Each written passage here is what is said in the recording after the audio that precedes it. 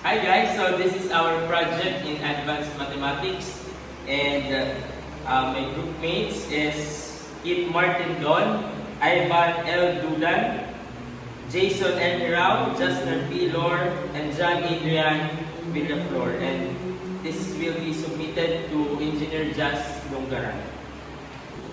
So, Kurt's method.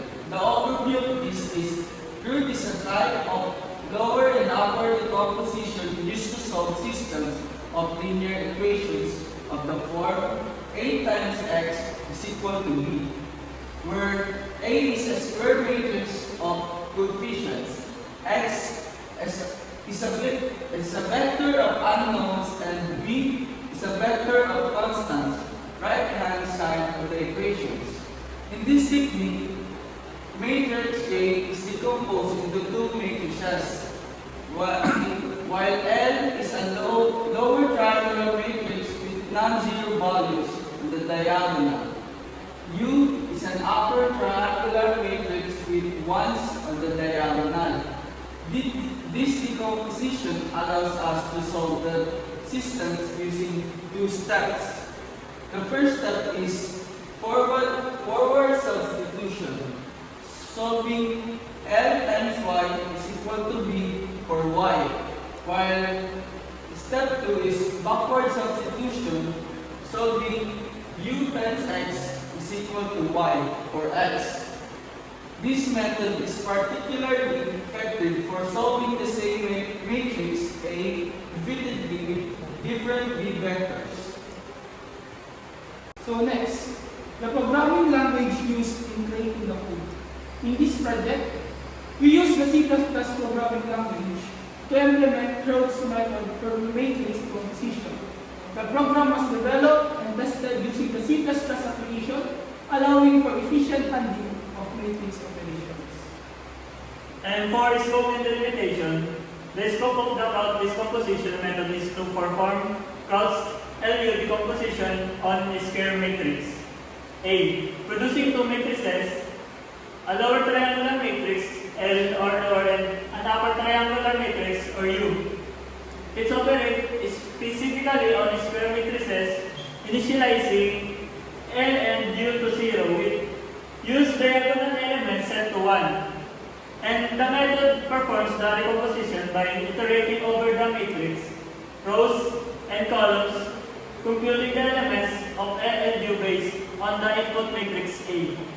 However, the method is limited to square matrices and does not handle cases where matrix A is singular or non-square. So these are the sample problems to be solved. The goal of this program is to solve a system of three linear equations. 6x sub 1 plus 19x sub 2 minus 26x sub 3 is equals to negative 169. Then 20x sub 1 minus 16x sub 2 plus 13x sub 3 is equals to 150. And 2x sub 1 plus 4x sub 2 plus 6x sub 3 is equal to 18. Go. So these are the procedure on using the program. So first, open the C++ application. Launch the prepared C++ application or IDE such as Dev C++, Codeblocks, or any other C++ compiler. In this case, the author used the code in C++ application that is also available for mobile devices. So the second step on creating the code is to, after opening the C++ app, it has a default or existing code. So we need to do is to select all the code and delete it to create a blank workplace. So the third step is input the Crowd's method tool.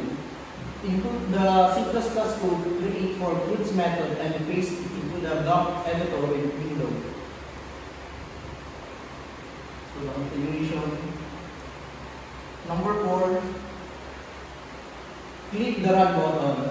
To click the run button, it can be found at the top menu of application and click it to compile and execute the program. Number 5, view result. Once the program runs successfully, the input will display in the console window. It will show the resulting lower and upper triangular matrices, and if included the solution to the system equation. And of course, ang program or ang app na gagamitin namin is the C++ coding. Yan, so i-open natin yung app. And of course, mayroong existing code na nariyan. So, tatanggalin po natin yan. So, i-delete natin. And yung code na ginawa and nandun na yung problem is i-paste lang po natin dito sa app. Ayan. And, ito siya.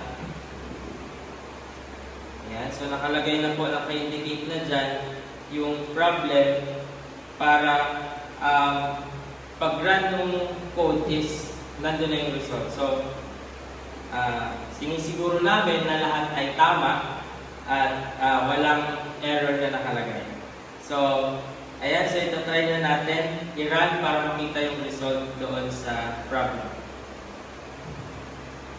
Ayan, so as you can see, nandyan yung problem, tatlong problem na nakalagay and yung result na ginawa doon sa code. So, ayan po ang aming project para sa Advanced Mathematics. Thank you so much for watching.